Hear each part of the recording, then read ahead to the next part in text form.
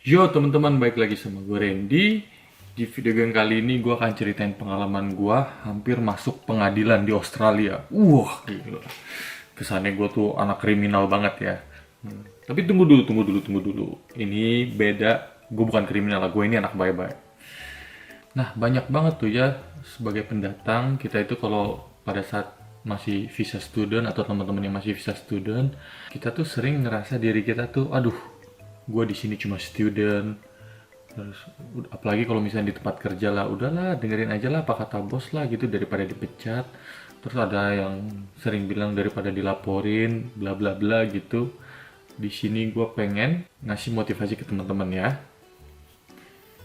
Jadi banyak banget tuh student-student tuh yang kayaknya takut banget gitu sama employer ya, which is bosnya lah atau bagaimana. Banyak dari kita merasa kalau kita memegang visa student, kita itu merasa tuh nggak punya power di Australia. Itu salah total. Jadi gue ceritain ya pengalaman singkat gue ini. Waktu itu gue bekerja di sebuah agent.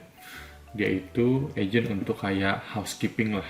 Kalau misalkan teman-teman ada cek video gue yang gue menceritakan pekerjaan-pekerjaan gue udah mention gue itu bekerja sebagai housekeeping.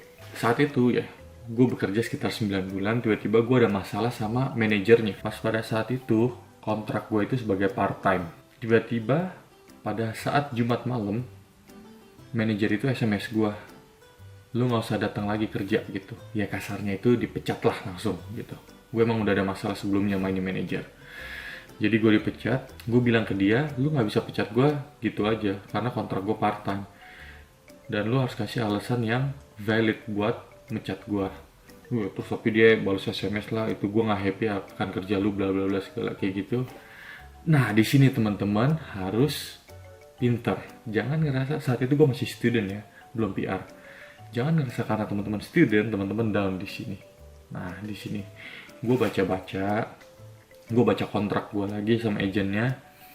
Dan emang kalau misalnya peraturan di Australia itu, kalau misalkan teman-teman part time atau full time ya, employer nggak berhak mecat gitu aja. Itu tuh ada peraturan-peraturannya. Ya kalau misalnya teman-teman mukul orang di tempat kerja, berantem itu bisa langsung dipecat, nyolong, terus yang melakukan sesuatu yang merugikan perusahaan gede banget, itu teman-teman bisa dipecat. Tapi kalau misalkan karena hasil kerja gue kurang memuaskan gimana, itu nggak bisa dipecat. Dan biasanya itu company itu ada 3 kali warning, sekali warning, 2 kali warning, terus final warning, habis itu baru bisa dipecat. Nah saat itu ya udah, gue cari cara dong. Gue nggak terima dikeluarin gitu aja, karena kan gue butuh banget pekerjaan itu. Nah jadi setelah gue baca-baca, employer itu nggak berhak buat ngecat gue. Itu nggak berhak sama sekali dengan alasan yang dia pakai. Ya udah akhirnya SMS-nya itu gue simpan dan gue cari di mana gue bisa melapor. Akhirnya gue melapor ke, gue lupa kayaknya Fair Trading deh. Pokoknya gue ingat alamatnya itu tuh di 80 William Street. Gue kesana di lantai berapa gue lupa ya, teman-teman mungkin bisa Google ya. Gue kesana, gue ke atas, terus gue daftar kira-kira bayar $24 atau gratis, gue lupa beneran. Tapi gue bayar, gue jadi isi formnya apa masalahnya gue bla bla bla, terus kepada siapa employer bla bla bla bla. Nah, ntar dia itu kirim email ke employernya bahwa seseorang bernama Randy Mugan kayak kesannya tuh menuntutlah bahwa terjadi ketidakadilan. Wah, gila. Gue kayak pendekar Raja Wali nih. Nah, ya udah akhirnya employernya itu tuh dipanggil sama ini fair trading lah ya kita sebutnya lah ya. Dipanggil. Nah, itu sebelum ke pengadilan ada yang namanya kayak mediasi.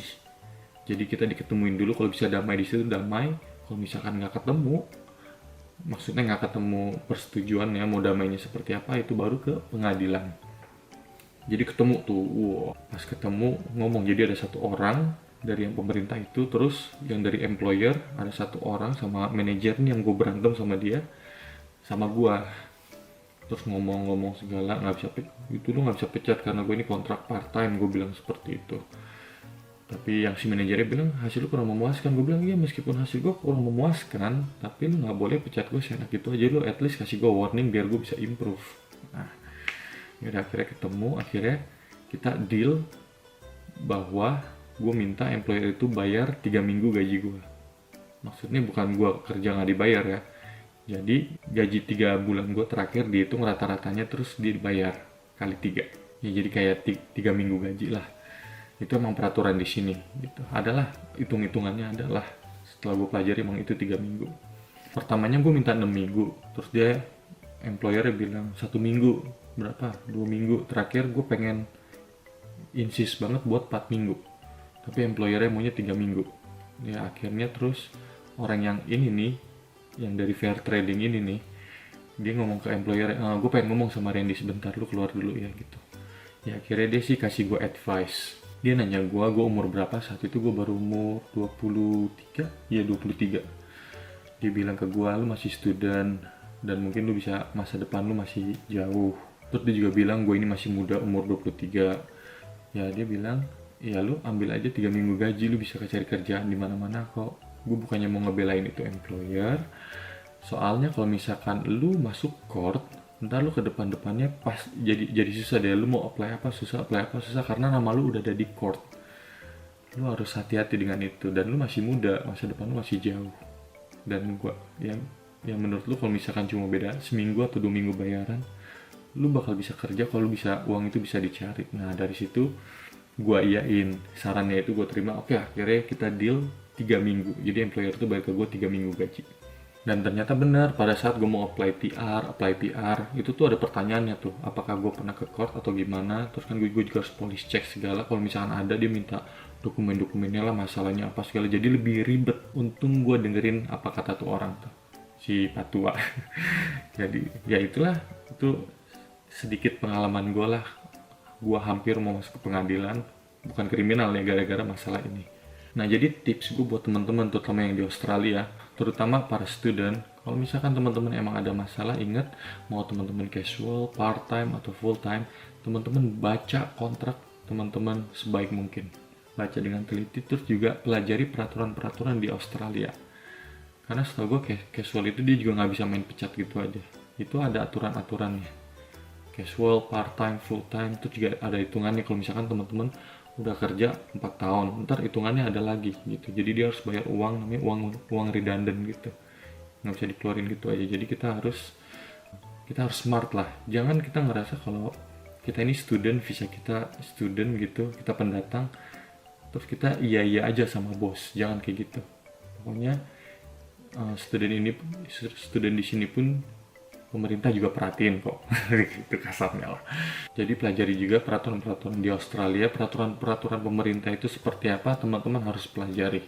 Jadi teman-teman udah siap kalau misalkan berhadapan dengan employer, kan kadang ada employer yang nyebelin, ada bos yang nyebelin. Teman-teman tahu bagaimana cara menghadapinya.